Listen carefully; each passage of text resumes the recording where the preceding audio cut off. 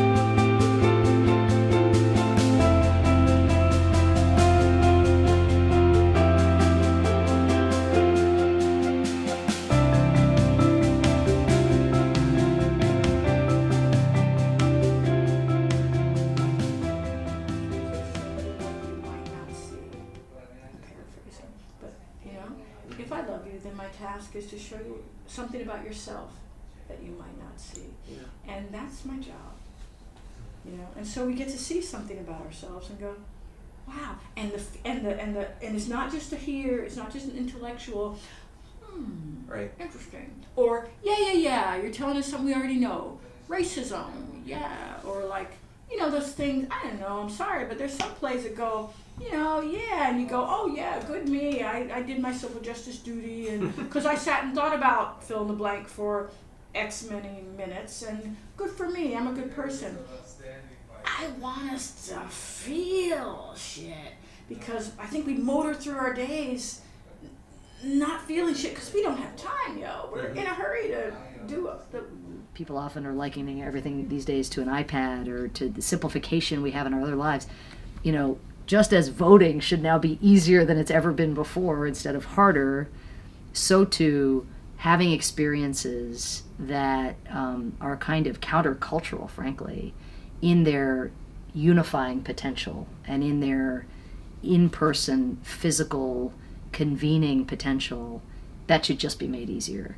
And if there's a theater at the center of the universe, which remains for the time being, for the foreseeable future, New York City, that is also modeling the sort of Central Park on a sunny summer night as kind of the beating heart of our, not only our cultural universe, but of our retained sense of American family, like what's left of it, to render that enduring and more accessible, there's no greater cause than that. Can you tell us where that happened and what your impressions were? I think I met Oscar for the first time at Shakespeare in the Park. And I mean, admittedly, I think my first impression of him was his hair. That's a terrible thing to say, isn't I think it? a lot of people might say that. But it's honest. It was sort of, kind of that copper mane, kind of sort of, lion-esque hair that kind of was probably buffeted by the wind. At least that's kind of how it is romanticized in my kind of memory. And just his dynamism and his clear passion for the theater and his clear kind of passion to convert those who may not yet be kind of converted into why the theater remains such an important and integral part of how we not only think about kind of the arts, but how we think about kind of culture and creativity and community more broadly. So I'm so thankful kind of that he's in my life and that I'm lucky enough to be in his. Forward thinking. With what you've gone through personally, but the theater's gone through what we've all gone through in the last 2 years. Are you in a place of optimism about the future of American theater? Yes, for two reasons. And the first is to quote a playwright you may have heard of, Tony Kushner. Hope is not an emotion, it's a moral obligation. and I really believe that, is that we actually have the obligation to be optimistic. We have the obligation to be hopeful, because that is the only way that we can commit the actions that are required from us as ethical human beings.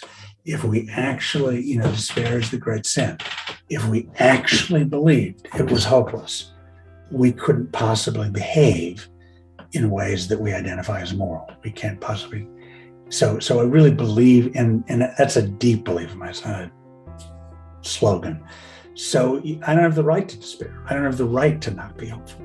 I can feel unhopeful sometimes, but my moral obligation is to be optimistic.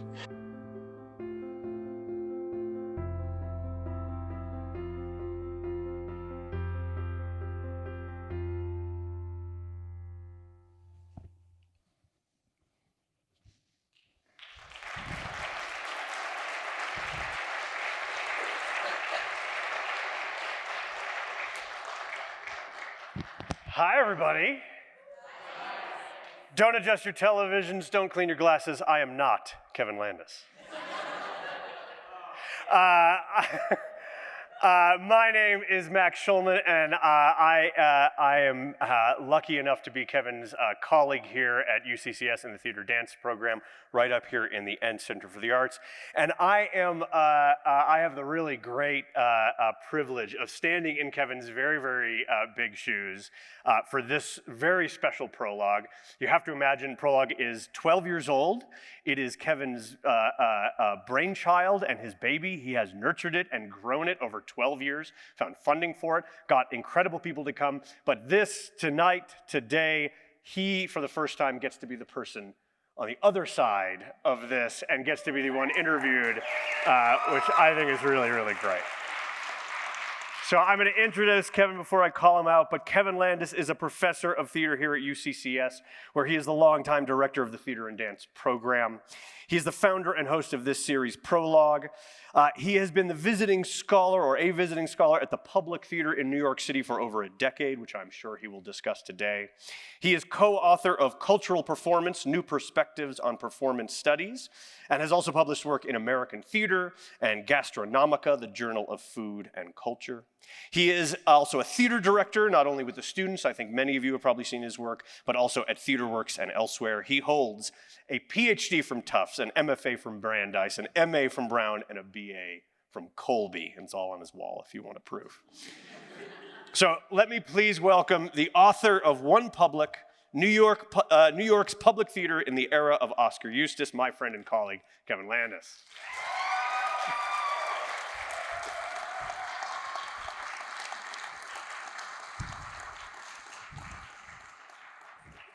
This is terrifying. Yeah, look at that. I've got these. You don't have, I have the shield. Kevin, congratulations on your book. Thank you. It's been a wonderful process to watch and to see you work on it and hear those interviews happening in the office next door and looking over and you see endless famous people sitting on your screen as you're talking to them. But can you maybe start us off tonight just telling us kind of how this book came about and the work that sort of went into it? Yeah, sure. I mean, I say some of this in the introduction, but I met Oskar 23-ish years ago. Oskar Eustis, as you saw from the opening, is the artistic director of America's de facto national theater, perhaps, the Public. But he wasn't when I met him. I was at Brown University, and I was taking a class in dramaturgy, which we can talk about later if you'd like. And he was the artistic director of Trinity Rep in Providence, Rhode Island. But perhaps more famously at that time, he was the dramaturg and sort of the right-hand man to Tony Kushner as he was writing Angels in America, which of course, swept the Tonys 2 years in a row with the two parts. Yeah. I went on to become, a professor here at UCCS. Eventually, I went to Tufts and Brandeis before. And he became the artistic director of the Public, and we remained friends. And this first year we started Prologue, he was our first out-of-town guest. I went to Colorado College, and I know some of our colleagues there are here. I went to Colorado College, and there was a talk by Susan Lori Parks, who you saw there, by David Henry Hwang and someone else, and I don't remember who it was there. Oh, Tony Kushner. course.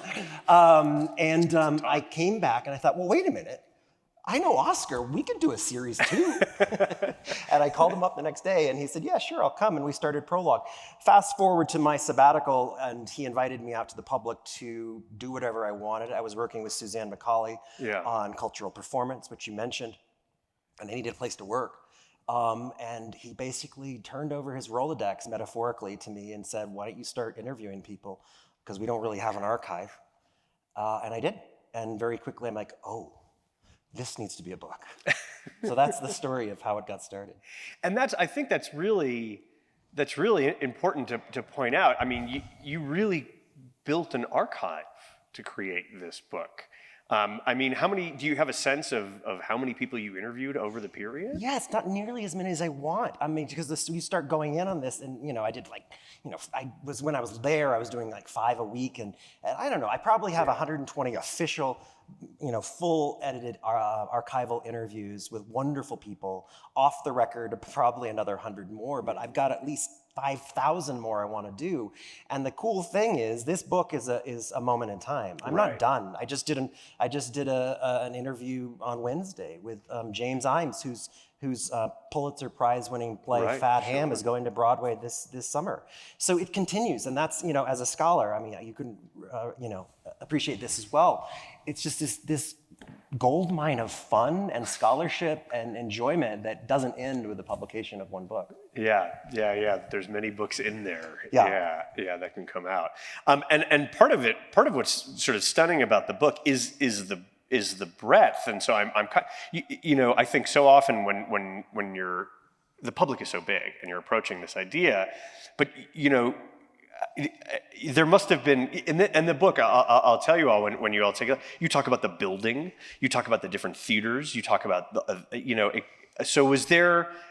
It must have been hard to limit, and yet you still cover so much. Yeah, yes, I did have to cut a lot. I had, as you well know, you have your page limit that your publisher gives you, and you have to say, well, what is the goal of this book? And so, yeah, I think I packed a lot into 342 pages or whatever it is. But who's counting? But who's counting? It's exactly 342 pages.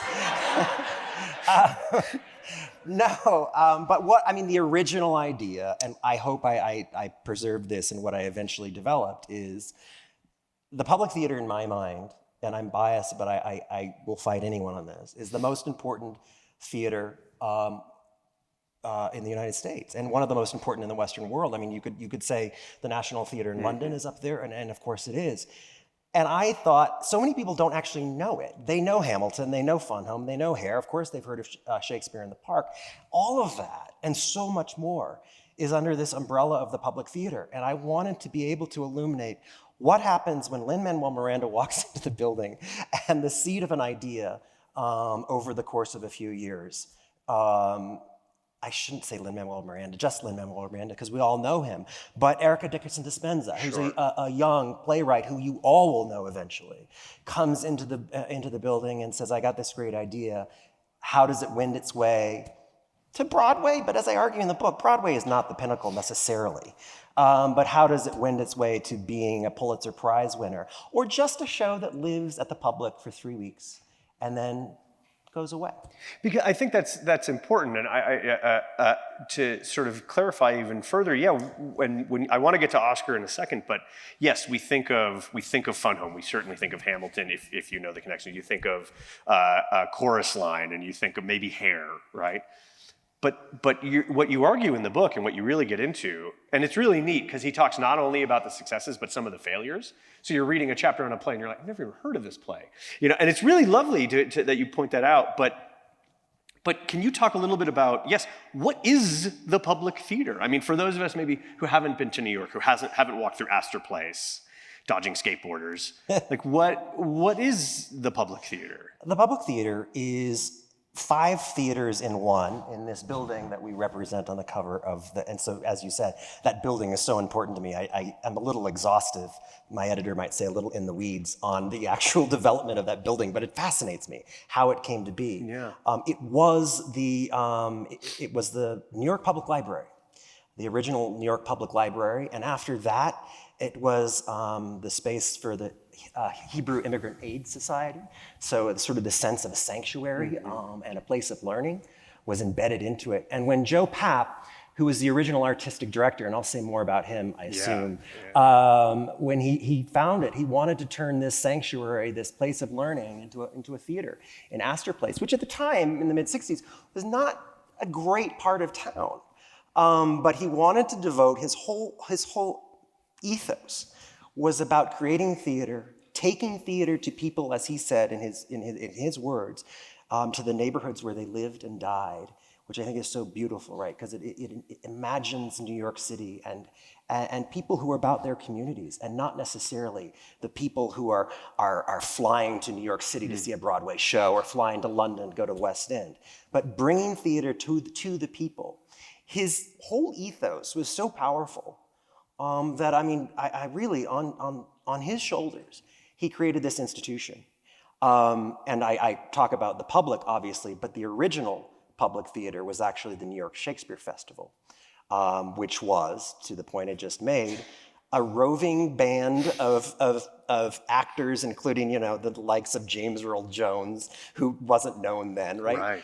Getting on a flatbed truck and going to parks around New York City and saying, Shakespeare is the greatest author in the English language, and we Americans, we New Yorkers, we people of all races, ethnicities, genders, etc., own it, and we're gonna own it, and we're gonna do it for you. That's a pretty powerful, in the 1950s when he started the roving Shakespeare, that's a pretty powerful thing to do. And eventually it became Shakespeare in the Park. This is a long way around saying all of the things that the public theater is. Indeed, embedded in the public theater now is, I think, the best cabaret club in New York City. It's called Joe's Pub, and it was started by George C. Wolfe, the third artistic director. So over that time period, and with these massive hits, I argue that it's sort of become, in the American national consciousness, a de facto national theater. We don't have a national theater. We're not the UK. We're not our theaters aren't supported by the government like the National Theater. But I don't know of any other theater in the United States that comes close. Yeah. So you mentioned George C. Wolfe. You mentioned Papp. Tell us a little bit. You gave us a sense of Oscar's background, but I outside of his CV, I'm interested in why is Oskar Eustis this man who is at the helm? I envision him, and somebody, Chelsea Clinton was talking about his hair. I've only seen him in interviews, and for some reason, I was saying this to you earlier, I could tell he was one of those guys who chomps on cigars even without ever seeing him chomp on a cigar. And then in the book, there's this whole story about him riding a bike up to the public with a cigar blazing at, and that's the image of him. And there's a great, he talks about it in the book, there's this great online video of the entire cast of Hamilton standing outside the public going, "Here comes the general," and there's Eustis walking into the building. With the smoke billowing up behind him. So this is the public in the this is this kind of tome of what Eustis, there's a lot about the past, but what he's done. So why is he him? What makes him Oskar Eustis? Forgive me, I'm gonna take a rambling. Please. There's so much I want to say about all of the things that you threw out. Which not the first thing that came to mind when you mentioned the cigar. I got to tell this story. When Oskar came for our first, out of town prologue back in whenever that was, I picked him up at the airport, and he's on the phone with, and he's like, "Bye, Tony." I'm like, "Oh, you're talking to Tony Kushner." Of course you are. I said, "Why don't we do a little tour?" He's only here for 24 hours, and I took him to the Garden of the Gods. And it was a cold afternoon, and we get out of my car, and he lights up a cigar, just as you would imagine, chomping on a cigar. And as he's doing this woman from 100 yards away is like waving her arms and yelling, and I'm thinking to myself, "Oh, shit, I wonder if you're not supposed to smoke at the Garden of the Gods." And here I am with my friend and, kind of my mentor. And as the woman gets closer, I hear that she's saying, "Oskar Eustis, Oskar, is that you?"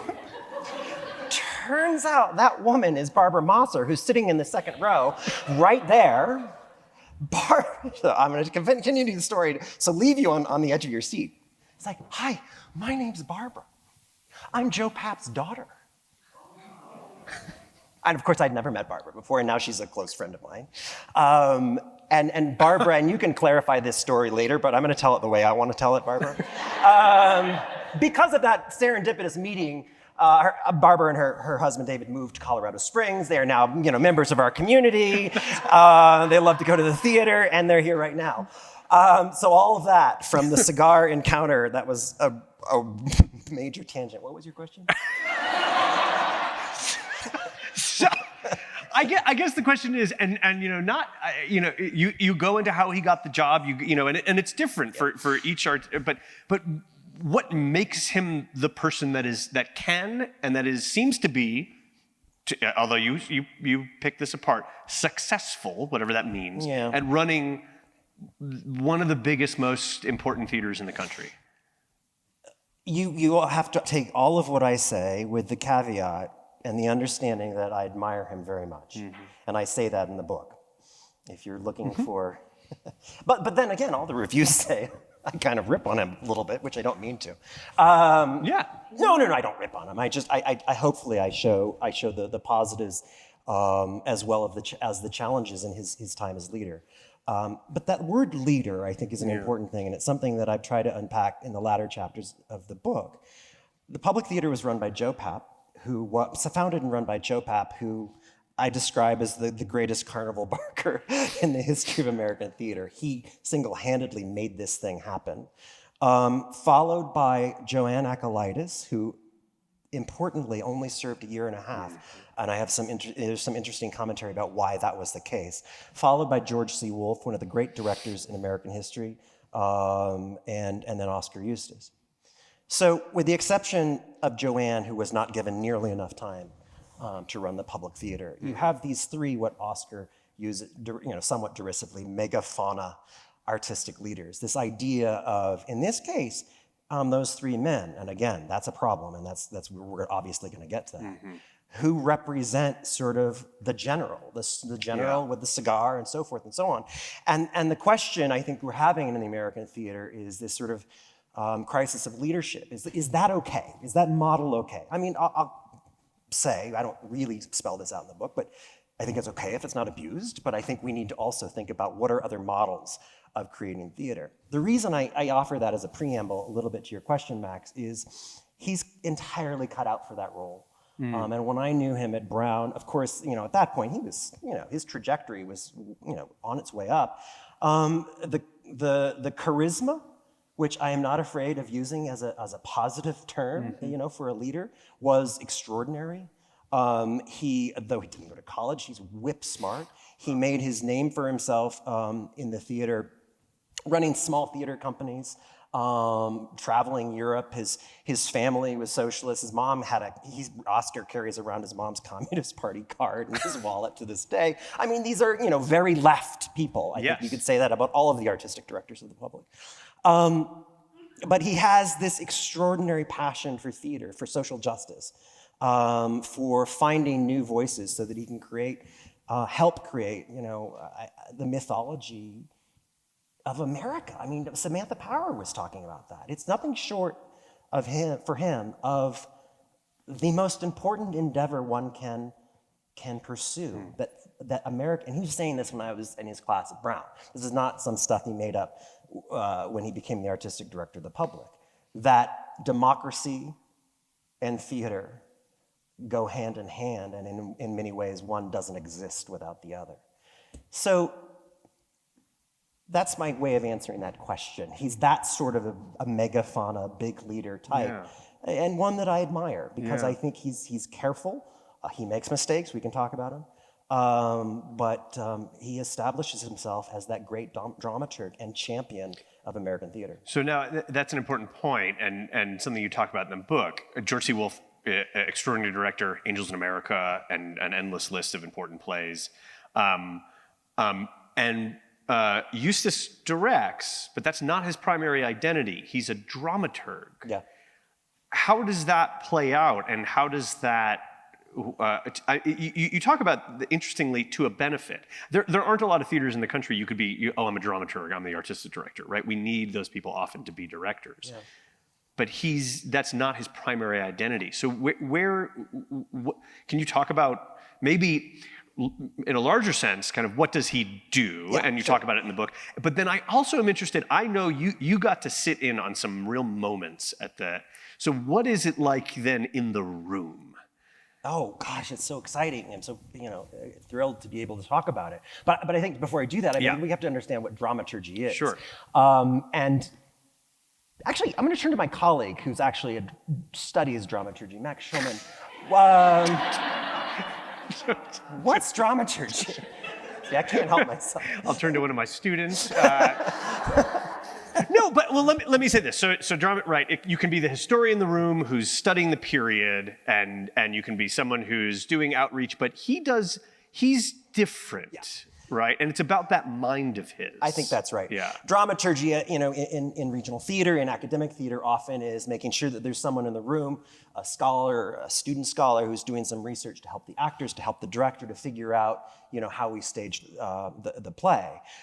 In the Oskar Eustis model, it starts from the fact that, for example, he's best friends with Tony Kushner, right, the great American theater playwright, and together, I mean, it's Tony's play. Angels America is Tony's play, but together they come up with, how this should work. So he describes dramaturgy as being the person in the room, not in a rehearsal. We're talking about sitting around a table, playing around with the script. The person in the room who knows more about the play than the author. And I would add this, he doesn't say this, but often knows more about the play than the author because they have this little bit of distance. Say, hey, Tony, what's going on there? And he's very good at that. And that model of Oskar Eustis dramaturgy, I don't know if anyone else does it like that. But if you come to the artistic director of the public theater and you're following George C. Wolfe, who truly is one of the great directors of our time and one of the great musical directors of our time, and the rap on Oskar, of course, is he's not a great director. He would say that. He says, I dabble in it. I'm trying, but I'm not George. Yeah. But what does a dramaturg bring? It brings someone with like an intellectual curiosity and a passion for an author. And Lin-Manuel Miranda talks about that in the book quite eloquently, I think perhaps better than anyone.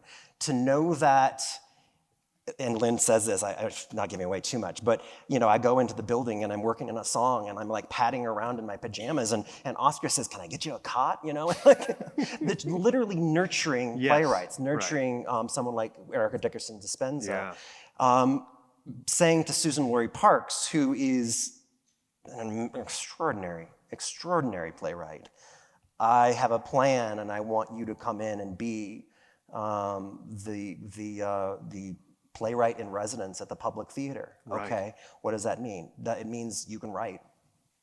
Do I have to have a certain number of plays? No, if you get a play done, we'll do it. That doesn't happen. No, that's right. And the fact is that's what, and there are all sorts of economic reasons why that can't happen.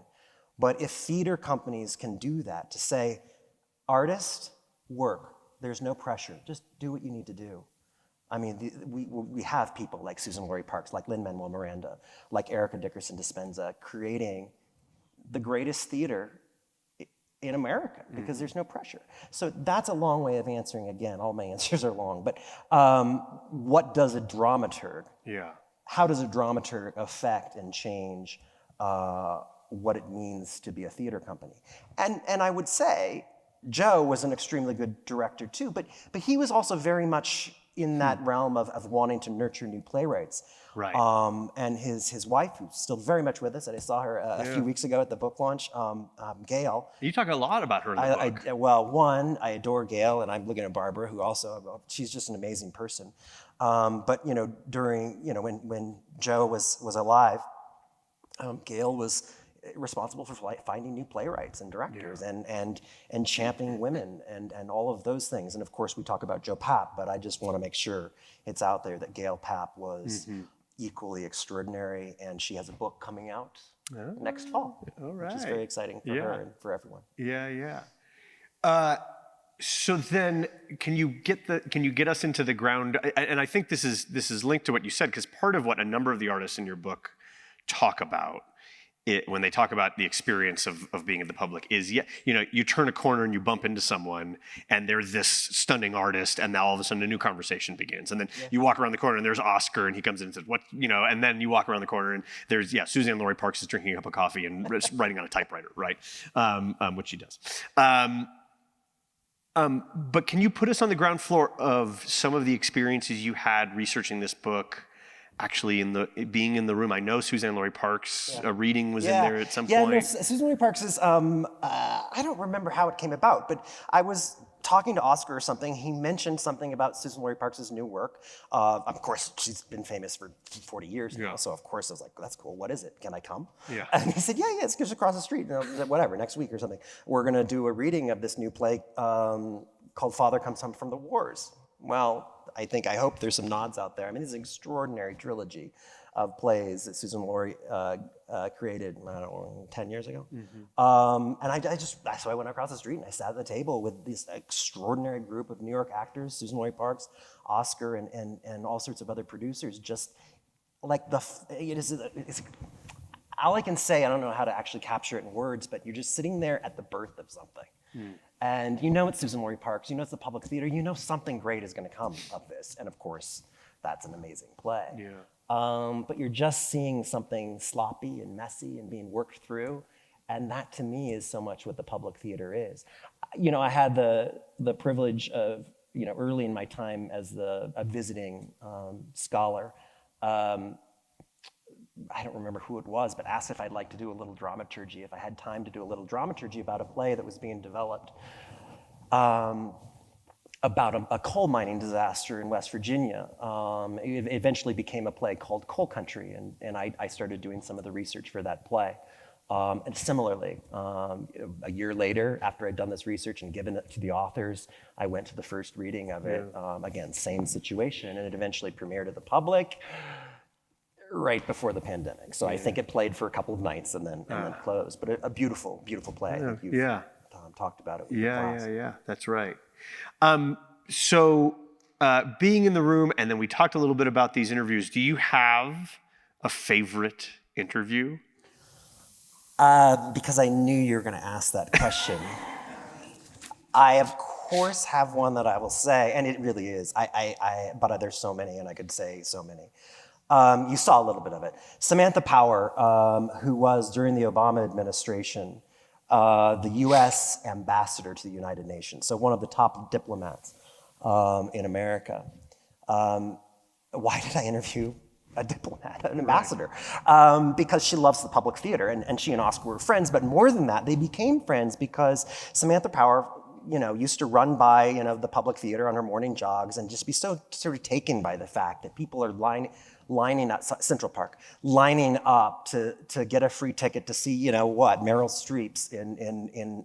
And so that's important because if you don't, so the public is downtown at Astor Place, but then in the middle of Central Park, where there's not supposed to be any business, there's a giant theater. And that's where they do the summer Shakespeare productions. And you can go, it's free. You just have to get in line, which sometimes happens very, very early. So you have to get up early and do that. But it's free in the middle of Central Park in the summer. And you go and you see Meryl Streep do Mother Courage. Mother Courage, yeah. Right. Or Al Pacino. Or Al Pacino do Shylock for free. Yeah. Right. I just wanted to clarify. Yeah, thank you. No, do clarify when I'm rambling and I haven't explained something. Shakespeare in the Park, and as Ambassador Power was saying, kind of represents the American family and sort of quintessential Americanness. What does it mean to line up? Put in hard hours of waiting to maybe get a free ticket to go see the greatest performers in America. It's sort of gorgeous and beautiful, and it is gorgeous and beautiful. It's this beautiful park in the center of the city of the center of American sort of culture in New York City. So she was always taken with this theater when she was younger and growing up, and when she became America's top diplomat, she started taking diplomats to the theater. And it snuck up on her, and this story is in the book, but I'm just gonna retell it because I love it so much. It snuck up on her, but she's like, wait a minute, this is diplomacy. I can choose a play and take a particular ambassador to it, and I'm softening them up for an inevitable conversation about whatever the theme of the play might have been. For example, she took a bunch of female ambassadors to see Denai Guerrera's Eclipsed on Broadway, a horrific but beautiful tale about an African sex trade. And what happens when you see that awful experience, but beautifully told on a Broadway stage, and then go with other ambassadors and talk about women's rights and women's issues in Africa? It changes things. It becomes more present. So the story, I wanted to tell that one, but also, I don't remember what the play was, and it kind of doesn't matter. It was Shakespeare in the Park. And she took Vitaly Churkin, who was the Russian ambassador. And she said to me when we were talking, she said, why would I take this precious ticket that most people have to line up for, and I respect that, and give it to a guy who, the country Russia, this is the first invasion of Ukraine, that just invaded Ukraine, Crimea, were at loggerheads with them. Why am I taking him? And she said, because I'm sitting there next to him and his wife. He was an actor in his youth. We're watching this play, and when the metaphorical, I think she said, curtain goes down, the lights go out, he was so moved, he was crying. He jumps to his feet and he starts applauding. And she says, and like the wave at Yankee Stadium, everyone around him got up too, and everyone was applauding.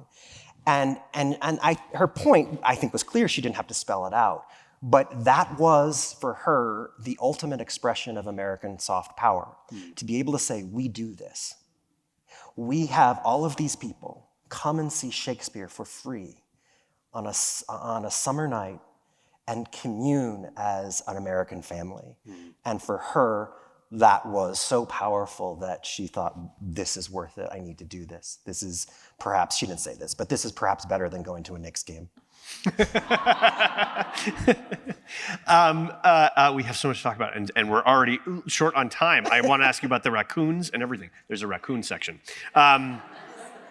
Let me ask this because you're sort of touching on it, and maybe we'll get to the raccoons. But you really you talked about being critical of the theater, and in a you really dig in to some of the complexities and ambiguities or ambivalences that exist in this theater that calls itself the public. You talk about a lot of its mantras, right? Like radically inclusive is a major mantra, and we are one public and free for all. And you talk, Shakespeare in the Park is one example of how those manifest and what they mean, but you also talk about the kind of impossibility of those ideals. And I'm wondering if you can talk a little bit about, right, they talk about accessibility for everyone is our goal, but of course it's a sort of impossible goal. Yeah, I mean, that's the contradiction. And I think it's kind of the perfect contradiction for America's national theater because, of course, that's the contradiction of America. What does a society look like that is founded on immigrants, that is founded on bring me your starving, your poor, and whatever it said on the Statue of Liberty, right? And yet in sort of late stage capitalism, there's this pushback against all of those things, that we live in a messy country with loads of contradictions. Oskar, I'm going to read a quote from there because it reminds me. Oskar talks a lot about contradictions. What does it mean to say we're going to create mobile Shakespeare that goes into Rikers Island prison and performs for incarcerated people on the one hand, and because Hamilton is so popular, you have to pay $600 a ticket at the Richard Rodgers to see it. That is a massive contradiction. It's a contradiction that he feels comfortable with, and I'll read the quote. But I think the argument I make is, and that's why the book is called One Public, is what does it mean to be one public? We're a pluralistic society. What is one public? And I think it probably speaks to inclusivity, but I also suggest I don't really know the answer. That's kind of what the public theater is made on. And I think it's the same thing that Joe was dealing with in the 1950s, 1960s, 1970s. What does it mean to be theater by, for, and about everyone, and then you're being supported financially from the massive success of a chorus line? All of that's okay. But I think it's for an artistic director to suss out, and this is, forgive me, I thought I might need this quote, that Oskar says on the chapter about Broadway. The public has never made a top priority of transferring any show to Broadway. You have to remember that I'm a Marxist. which means that I believe that everything is in contradiction. That's dialectics. That's how history moves forward. So the fact that there is a contradiction doesn't bother me.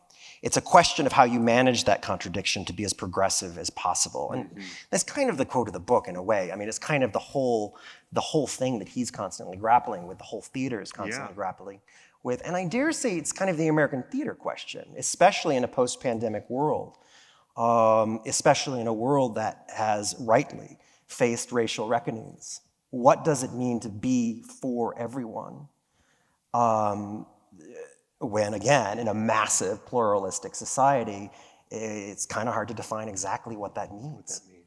Yeah. Can you, I think, can you kind of continue on that? I mean, certainly there have been, you go into the book that you get, Eustis' ideals as a Marxist and as a socialist, which he's very open about. Totally. And then yet he has to come to terms with the massive fundraising that he is charged with, the fact that he is funded partially by the city, partially by donors, and how that creates a difficulty. But then within that, so you have the kind of contradictions within the economics, and relatedly, can you talk about how Eustis has responded to some of the movements in recent years, especially those calls for equity, for diversity that exist, and I think especially in the American theater. No, and it's a fraught conversation, and it's a conversation that every theater company, every university department is having. How do you confront the inherent racially insensitive, racist realities of the American landscape and the theatrical landscape, but not just that, right? The economic barriers to going to the theater, the social barriers, the political, and I want to talk about that relative to Hamilton, right? How are we on stage? I'm sorry, this is a shock for everyone. I'm a liberal person, politically, yes, and I'm still an okay person. But am I being exclusive in the way I present theater? And that's a question Oskar has been asking a lot. So yes, we talk about race, and we talk about class, and we talk about gender, but I think politics is another big one that we should probably touch on. He has an incredible quote about realizing that we had been, he uses the word boycott. I think I have that quote. He said something on... Keep talking. But it really struck me. He's talking about the kind of the institutionalization of kind of progressive ideology in the theater and in academics across the board. And then he says, but there's these people and we're acting like they're just not up to it, but really we've been boycotting them. That's exactly right, Max. I wanted to tell the story, so I'm happy you lobbed that up, because there's a famous story that some of you might have heard, and if you haven't, I'll be telling you again. Right after the election of 2016, it was before the inauguration, Mike Pence went to the theater, went to the Richard Rodgers to see Hamilton.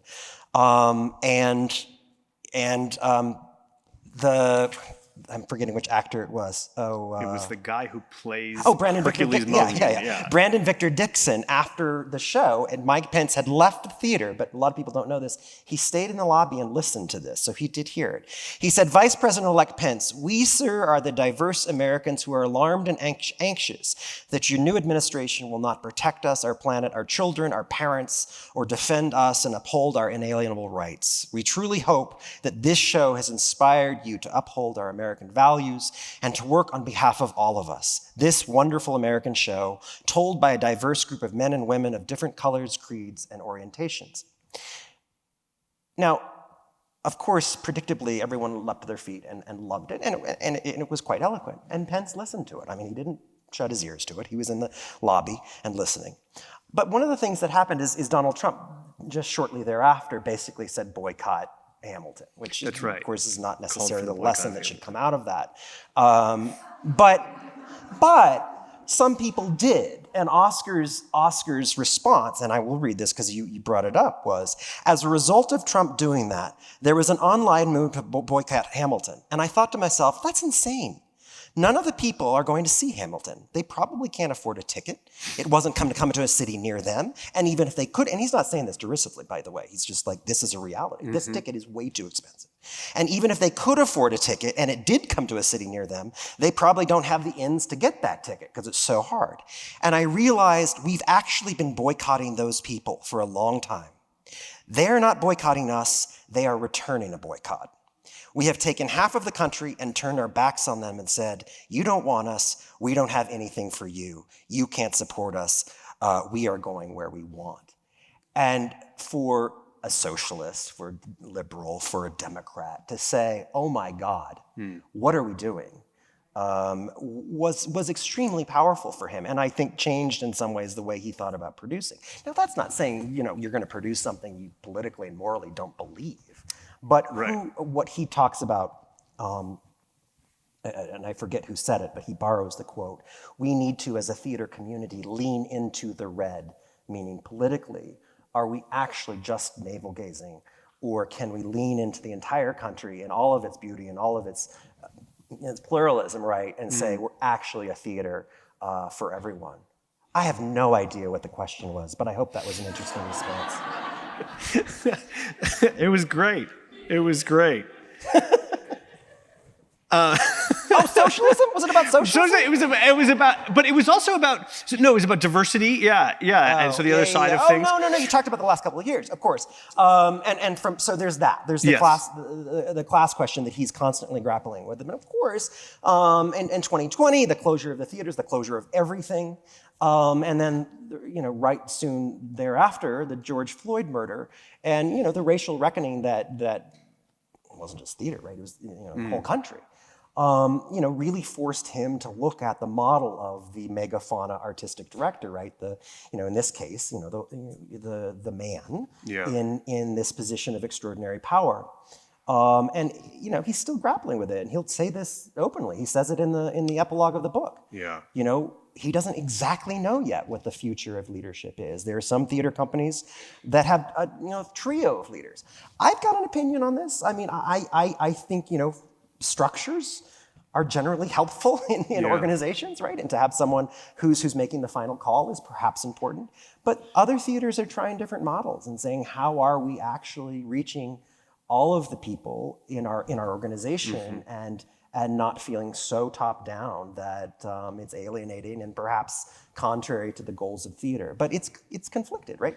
Because there's Oskar Eustis, Joe Pack, George C. Wolfe, their presence as stars is kind of also important. But there's another one of those contradictions, because one of the other things he talks about in the book and that you investigate is at the same time, the public is attempting to be at the forefront of some of those structural changes. And he really talks about feeling a responsibility to be a theater that other theaters can look at and say, that's a avant-garde or a breakthrough way of doing a thing. Yeah. And so there have been changes. Well, there have been changes, and one of the major changes that he implemented was, the board has hired him to be the artistic director. He's the artistic director. He's a famous producer. I mean, stepping down, running away from the theater immediately maybe doesn't make sense, right? There's a value. But in order to make not only the optics, but actually the actual work even more successful, what if I bring on a team of associate artistic directors who represent ideas, ideologies, thoughts, things that I haven't had, both from age, from class, from gender, from race. And he brought in, at that time, Sahim Ali to be the associate artistic director and director in residence, and Shanta Take, who did a prologue for us a couple of years ago. Shanta has since moved on to become the head of the Lincoln Center. Not a bad gig either. So I think he's trying to integrate leadership and thinking about new models of that, as are all theaters, in the country. It's kind of the topic, what is leadership? And that epilogue is just an interview, but it's worth the price of the book. I mean, because not only is he very open. I mean, he talks about some incredibly personal things in relationship to the reading of theater, but he's also very open about his misgivings about the potential real progress that has been made.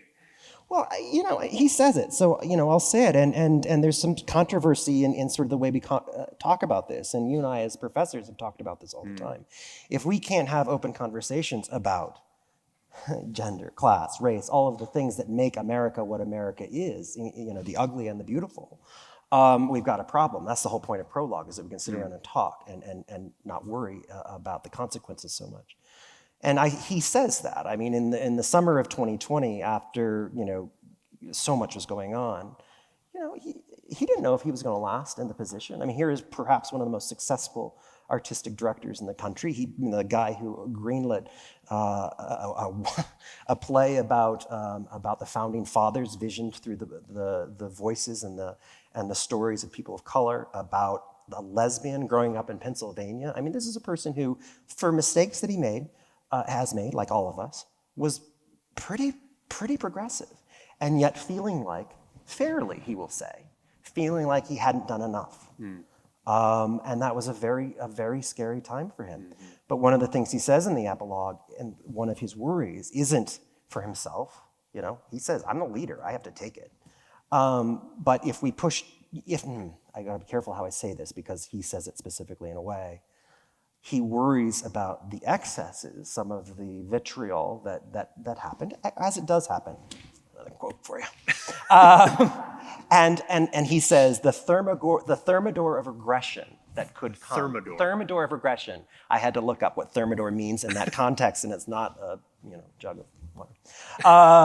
The thermidor of aggression, the pushback, the pendulum pushback, if we're not careful, right, is going to eliminate some of the great advancements that we've made. He says that. That's his concern. I think it's valid. I mean, that comes from someone who was in the trenches in a very fraught time for American theater. But it's an interesting conversation. How do we protect and continue moving forward on all of our progressive dreams? So let me ask, and then I want to open it up to questions that people might have, and I certainly have more. But can you, thinking about what the public has done as this space of sort of capitalist success, of socialist experiment, of artistic incubation, and thinking about Eustis's kind of approach to these things. And he does, you're right. I mean, I've heard him speak a number of times. He goes back to Joe Papp and the original ideas. He goes back to the Greeks and democracy and theater, being born at the same time. Can you reflect a little bit on how maybe the conversation about a big theater in New York maybe relates back to us here? Well, many of you have met the people I've interviewed because I invited them for Prologue, so there's that. I mean, and only because the people that I've had the opportunity, I'm making this personal first, and then I'll get broader, that I've loved, I've brought in, like Sam Waterston, like Stephanie Ibarra, like Oscar, who's been here 3 times, like Janine Tesori, who wrote Fun Home. There's the basic thing that these are fantastic artists who have something to say. And from the beginning, Prologue was meant as a conversation between Colorado Springs and the National Theater, whatever that means. Not saying that those people are better, absolutely not, but saying they can learn from us too. And that's where I actually think, some of the things that we've initiated here in Colorado Springs, bringing, companies like 600 Highwaymen, or Janine Tesori, to come and work at the Heller Center, to work with our students and say, actually, that's a fantastic program, because for you to be the National Theater, I'm the one saying that, they're not saying that, but for you to represent America, you need to know America. And so it just brings me great joy to say, come, talk to us, be in conversation, and that's kind of the point of Prologue. So that's one area in which I think we can relate to it in Colorado Springs. The other area, and I'm going to evoke my colleague Caitlin Lowens, who's very, I was going to say keen, but it's got to be a stronger thing than that, passionate about community connectivity. I would say Oscar would say his biggest achievement in his tenure at this point is Public Works, which is a program that was actually started by a woman named Lyra DeBessonnet, in which the theater company put its money in sending people into the community, into the 5 boroughs of Manhattan with partner organizations, an organization that supported people who had just gotten out of prison and were trying to rebuild their lives. Like finding these amazing partner organizations and saying, we'll partner with you. We have some money. I mean, we're the public theater. What can we bring you? And it's fascinating. The first thing that and Lear tells this story in the book. The first thing that they did, and I forget which organization it was, but they said, well, we kind of want jazzercise classes. And she's like, all right. So she found a jazzercise teacher, and they did jazzercise. But guess what? A year and a half later, she says the culmination of what we do in the community is going to be something in Central Park, a pageant with 200 people on stage. And it doesn't matter if they're professional actors or amateurs. And you went to that first one, and guess what? There was a bunch of people doing jazzercise in one of the scenes. And it doesn't even matter if it made no sense. You sit there and you watch a community coming together and celebrating their community-ness. And you say, well, yeah, that's what theater's supposed to be. Sure, Hamilton's wonderful. Sure, Hello, Dolly's great on Broadway. But that's what theater can and should be. And I realize I invoked Caitlin because she believes strongly in that too. And you just see here in Colorado Springs, free for all. Okay, do we throw money at it and do all the lights and, no. We commune and we do good Shakespeare with our community and say, this is it. This is the dialectic. There you go.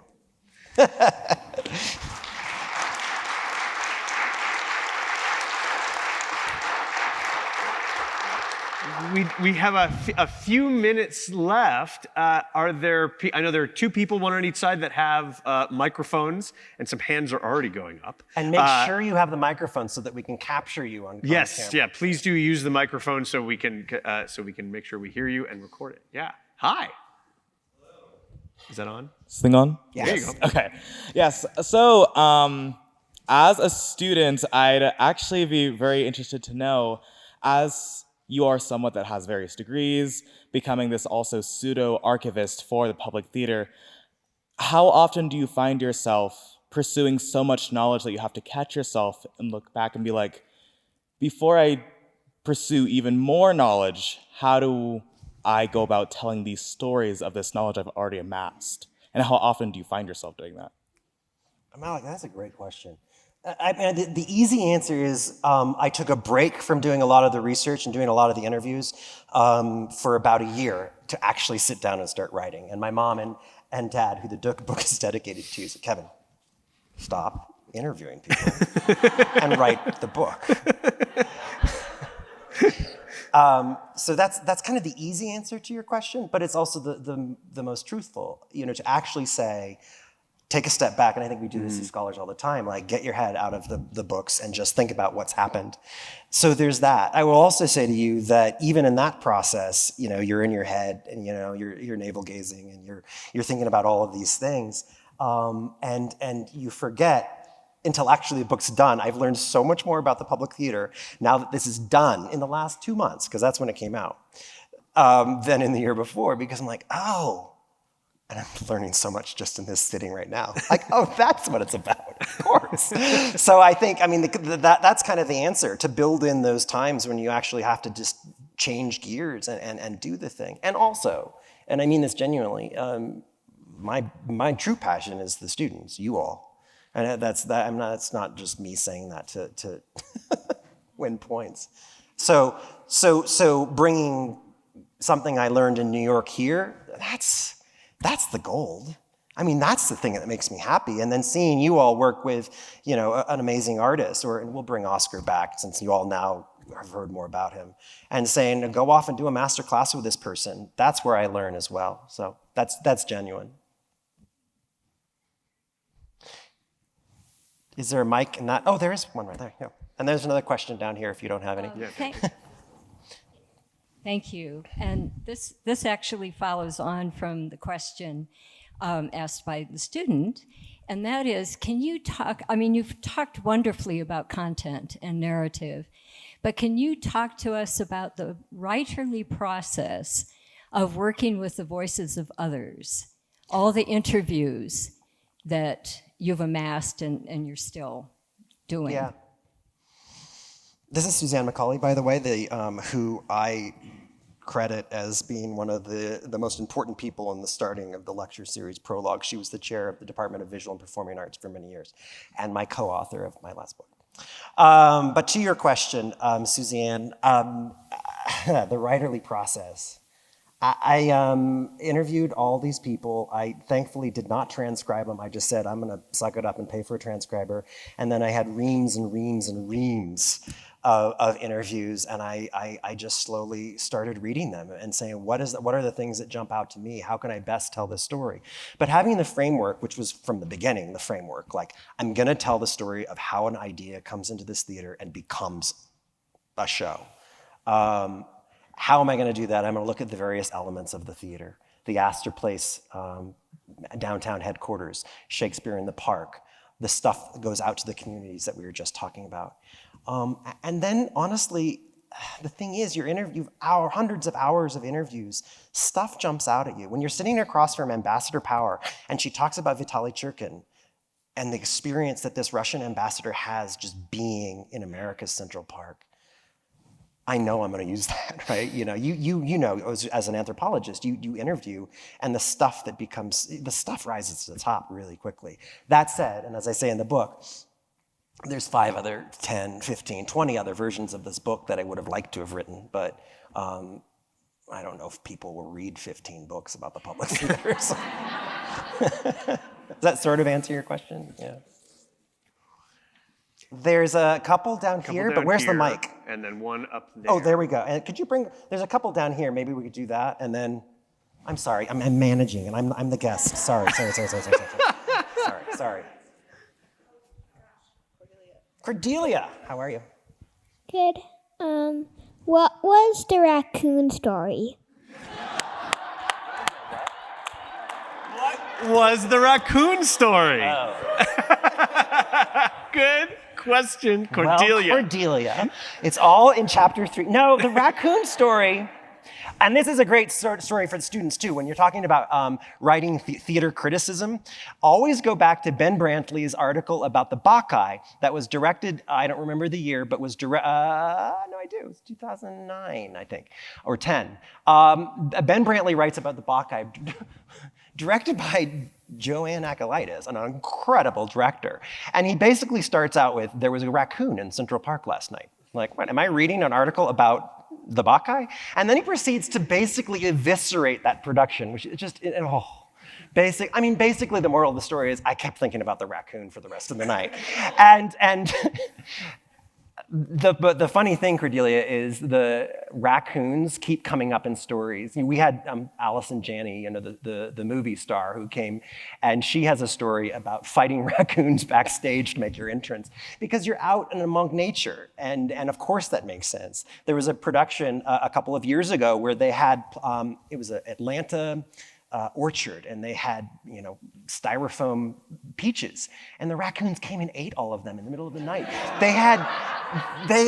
There was a duck, I was following this on Facebook real time, of course, across that summer. There was a duck family, a mother duck and the mallard came and made a nest on the set of the Shakespeare show, and it was like Raccoon Watch 2020, whatever that was, and because they have to respect nature, which I think is wonderful, right? Which kind of gets to the core of what theater is. They couldn't touch it. They're like, okay, there's a mallard and mama duck, and we're doing Shakespeare. So they just avoid it. And at night they'd put something over it. Last night of the show, they come back for the last, I think it's the last performance, at least storytelling, it makes more sense that it's the last performance. And the eggs are gone, eaten.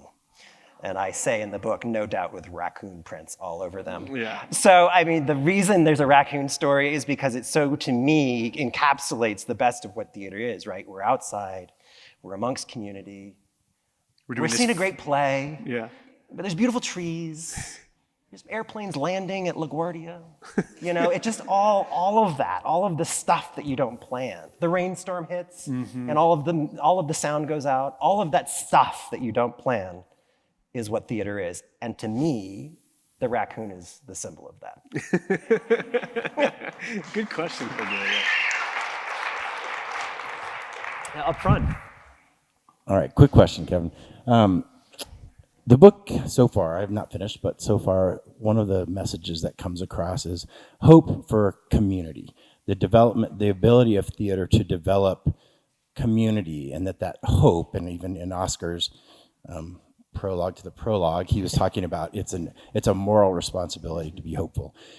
Do you think that, given the transparency with which you address the foundations of the public theater, that those voices that are not progressive and voices to the right,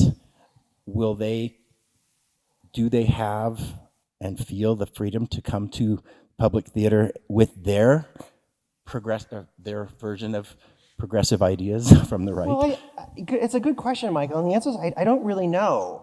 And I set up, politics is one of the divisions in theater that I don't necessarily think is healthy, yet I don't necessarily have an answer for. Another story, Lynn Nottage, the two-time Pulitzer Prize winning playwright, who you saw right at the beginning of the video, she did a play called Sweat, in which she and her director interviewed people in Reading, Pennsylvania, what is it, Coal Town or whatever it is. It's very much a blue-collar town in Pennsylvania, and ended up writing a play about class conflict, about, and on the TV, on the set, you see George W. Bush giving a speech. There's clearly, she's clearly setting up, she's predicting that, she doesn't know this, and I think we'd say this now, she's predicting the election of Donald Trump in America that feels like the American dream is out of reach. They took that show, Sweat, which went to Broadway, and then said, Oscar decided, this is important. Let's take it to these traditionally more red communities, traditionally more working class communities, and say, no, we actually are listening. Here's one of America's great playwrights who is writing a play that hopefully breaks down or at least challenges some of those divisions and contradictions. That was, the Sweat tour was a wonderful, I think, first stab at reaching some of the questions that you're asking. And then this is the answer for everything these days, and then the pandemic hit. And whether or not that continues. And again, I want to be clear, I think we need to understand, we have to tell the stories, artists have to tell the stories that they want to tell, and aren't obligated to go out and say something that they don't believe, of course. But understanding, again, one public, what does that mean in all of its aspects? Is the great challenge. And I'm not sure that one's sorted out because, as Oscar said, with, Trump's quote about, boycott Hamilton, it's like, well, got a point. I mean, I don't think so, but there is a point there that's worth exploring. Pass the mic. Microphone person, if you can. Thank you. These are great questions. Yeah. Thanks. And we have time for about two more, I think. Okay. Oh, good. Hi, Kevin. So you mentioned someone being signed to the public as a playwright and them sort of having this artistic ability or freedom to not have pressure with their work. Yeah. And as an artist and as an author of this book, I imagine you faced a lot of different pressures, whether it's internally, externally, how you write, what you include, what you don't include, and how did you navigate through those pressures as they came up in this experience? Thanks for that's a great question. With a certain degree of terror and apprehension and worry. The playwright that you're referring to is Susan Laurie Parks, who's the playwright in residence at the Public. It would be wonderful if you could do that for a lot of people, but that's kind of prohibitive, cost prohibitive. That said, and I'm getting to your question, they do other things like Emerging Playwrights Group, which any of you could apply for, in which you send a play and they pick several playwrights to come and live in New York and develop their plays. So they're really trying to do this now. They're seeking funding to make those sorts of things happen. And so Erica Dickerson Despenda came out of the Emerging Writers Group, I think. Jordan E. Cooper, whose play was just on Broadway, Ain't No More, came out of that. So that's sort of the preamble. For me, I was nervous, honestly, because the same thing applies, right? You're writing a book of one public and you're trying to say, let me capture this theater that is not capturable, a theater that is trying to capture America, which is not capturable, and do so in a way that doesn't totally piss off people. And there was a big article, there was a big article that came out on this book, positive, I will say, in American theater this morning, and I'm just like hiding under my bed waiting for someone to say, "You did this chapter wrong." And I'm like, "Yes, I know, and that's okay." But I don't have a good answer for you. I just worried all the time. I had Max read stuff. I had my colleague and friend Teresa read stuff. I worried about, honestly, I worried about being a white privileged man writing a book about this theater, and then determined I can't help it. I'm going to do the best I can. So the answer to your question is, I don't know. I just got through it. Lots of therapy. Yeah. AJ, for our final question. Thank you. Yes. Hi. I'm going to throw an ethics question at you. Oh, gosh, of course you are, AJ. I'm so sorry. So throughout the book, you do talk about a lot of themes of like ethos, specifically referring to a lot of the artistic directors and their own kind of ethical-based principles that they took to the public. I'm just curious, do you have a specific ethos that you think you follow as a creative, and what would you describe your ethos as? That's a question. Seriously?